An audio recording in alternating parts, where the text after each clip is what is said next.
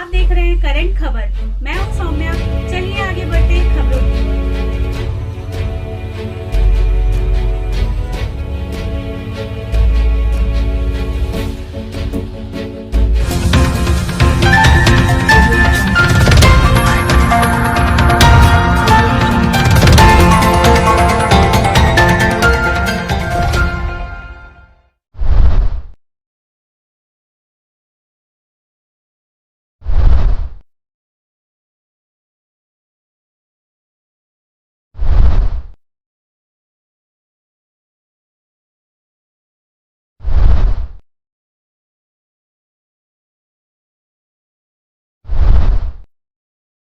रहे न रहे हम महका करेंगे।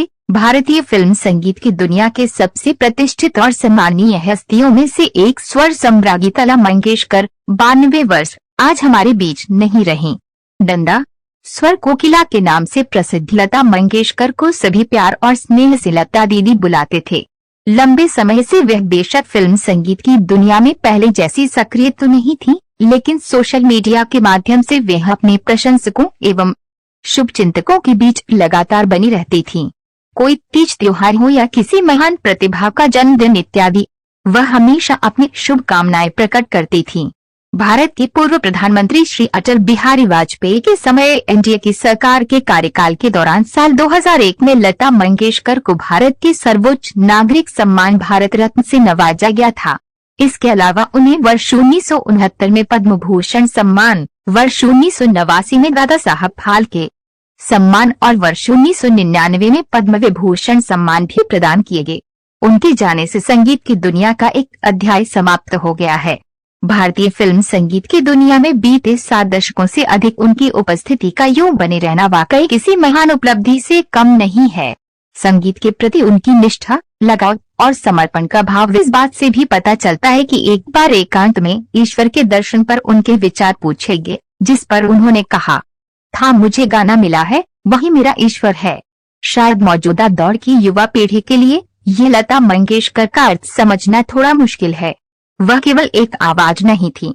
इन 70 वर्षों में वह संगीत प्रेमियों की एक हमसफर की तरह थी, जो अपनी सुरीली आवाज और गीतों के माध्यम से जीवन के अलग अलग रंगों, संघर्षों और धूप छांव में अपने श्रोताओं के संग रहती।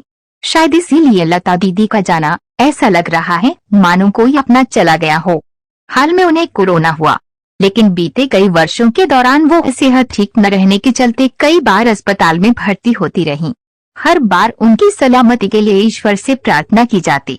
वह कुछ दिनों बाद बेहतर होकर घर आ जाती थीं, लेकिन शायद इस बार ईश्वर को कुछ और मंजूर था। आज उनके यूं चले जाने से फिल्म सजा 1951 में उनका गाया एक गीत बरबस याद आ रहा है, और शायद बहुत से लोगों को भी याद आ रहा हो, तुम ना जाने किस जहां में खोगे, हम भरी दुनिया में तन्हा होगे। भारतीय फिल्म संगीत हो या कोई अन्य संगीत, आधुनिक भारत के संदर्भ में लता मंगेशकर का नाम हमेशा याद किया जाएगा। लोगों ने माना कि उनकी आवाज में वो बात थी कि प्रशंसा के शब्द कम पड़ जाएं, और सबसे महत्वपूर्ण बात ये कि वे एक बेहतरीन गायिका होने के साथ साथ एक नेक दिल इंसान भी थीं। इसीलिए वह पूरे देश की लता दीदी कहलाईं। उनकी आवाज में ऐ मेरे वतन के लोगों, जरा आंख में भर लो पानी, देशभक्ति गीत सैनिकों की शहादत को नमन करता है, जिसे सुनकर आज भी हर देशवासी की आंखों में आंसू आ जाएं। ये गीत उन्होंने भारत चीन युद्ध 1962 में शहीद हुए भारतीय सैनिकों की याद में गाया था। लता जी ने लगभग हर मौके और परिस्थिति के लिए गीत गाए, जिससे अलग अलग पीढ़ी के न जाने कितने ही कलाकारों का करियर आगे बढ़ने में मदद मिली होगी। लेकिन चकाचौंध से भरी इस फिल्म इंडस्ट्री के ग्लैमर का रंग उन पर कभी हावी नहीं दिखा। वह एक बेहद साधारण परिवार से थी और उन्होंने पूरी जिंदगी खुद को एक साधारण महिला माना, और ऐसा करती वह दिखती भी थीं। आप जब भी आंखें बंद करके उनकी छवि याद करेंगे तो वे हल्के बॉर्डर वाली ऑफ व्हाइट साड़ी में दिखाई देंगी। चेहरे पर स्नेह भरी हल्की मुस्कान, मानो सामने वाले को बड़े होने के नाते आशीर्वाद दे रही हों। और अपने जीवन के अंत समय तक उन्होंने ये छवि ही बनाए रखी। लेकिन इस मुस्कान और स्नेहमन के पीछे एक लंबा संघर्ष भी था। वह संघर्ष जो उन्होंने अपने पिता की मृत्यु के बाद झेला। लता मंगेशकर का जन्म 29 सितंबर 1929 को इंदौर में हुआ। उनका कहना था कि उनके पिता ही उनके पहले गुरुवार थे जो कि चित्रपट की दुनिया से जुड़े थे। उन्हें सब बचपन में प्यार से हेमा बुलाते थे और गायकी से पहले वह अभिनय को लेकर उत्सुक रहती थीं।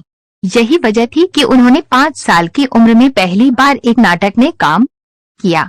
अभिनय के लिए उन्हें मिला पहला पारिश्रमिक 25 रुपए था और फिर यहाँ से शुरू हुआ एक नया सफर जो जल्द ही संगीत की तरफ मुड़ने लगा। लेकिन राह कठिन थी। उसी दौरान उन्होंने एक मराठी फिल्म के लिए गीत गाया जिसे लेकर वे बहुत उत्साहित थीं, पर बाद में पता चला कि पाहुने गीत ही फिल्म से निकाल दिया गया था। और दूसरा बड़ा झटका लगा उन्हें अपने पिताजी की मृत्यु से, जिसके बाद उन पर सारे परिवार की जिम्मेदारी आ गई थी। बेहतर भविष्य की तलाश में वह मुंबई आ गई, जहां से काम के एक लंबे संघर्ष की शुरुआत हुई। प्रतिभा होने के बावजूद उन्हें गायन के मौके के लिए कई जगह जाना पड़ता। उस दौर में नूरजहां का जादू चलता था। संगीतकारों को या उनकी जैसी आवाज चाहिए थी या उससे मिलती जुलती। हालांकि उन्हें कुछ एक फिल्मों में अभिनय का काम भी मिला, लेकिन लता को गायन के मौके की तलाश रहती। कई साल बीत गए और फिर वो दिन आया जब उनकी आवाज पर संगीतकारों, फिल्मकारों और श्रोताओं का ध्यान गया। 1948 में आई फिल्म मजबूर का गीत दिल मेरा तोड़ा कहीं का न छोड़ा चर्चा में आया और इसके बाद अशोक कुमार अभिनीत एवं कमाल अमरोही की पहली निर्देशित फिल्म महल 1949 का गीत आएगा आएगा आने वाला ने धूम मचा दी। पहली बार जब यह गीत ऑल इंडिया रेडियो पर बजाया गया तो श्रोतागण लता की आवाज के मुरीद हो गए। उत्सुकता के मारे लोगों ने आकाशवाणी के दफ्तर में फोन घनघनाने शुरू कर दिए। सब जानना चाहते कि आखिर ये कौन गायिका है। कहते हैं कि गायिका के नाम की घोषणा से पहले अधिकारियों को पड़ताल करनी पड़ी, क्योंकि उन्हें मिली पहली कॉपी के क्रेडिट में कामिनी नाम लिखा था, जो कि इस फिल्म की अभिनेत्री मधुबाला के किरदार का नाम था। कहा जाता है कि इस गीत की कामयाबी के मधुबाला ने तो अपने कॉन्ट्रैक्ट में ही लिखवाना शुरू कर दिया था कि उनके लिए गीत केवल लता जी ही गाया करेंगी। लता मंगेशकर ने 36 भारतीय भाषाओं के अलावा कई विदेशी भाषाओं में भी गीत गाए। Guinness book of world records के अनुसार सन 1948 से 1987 के बीच लता मंगेशकर ने 30,000 गीत गाए थे, जो कि इतिहास में इससे पहले कभी किसी ने नहीं गाए थे। रोचक तथ्य है कि उनके जीते जी ऐसा कोई अन्य न कर पाया और शायद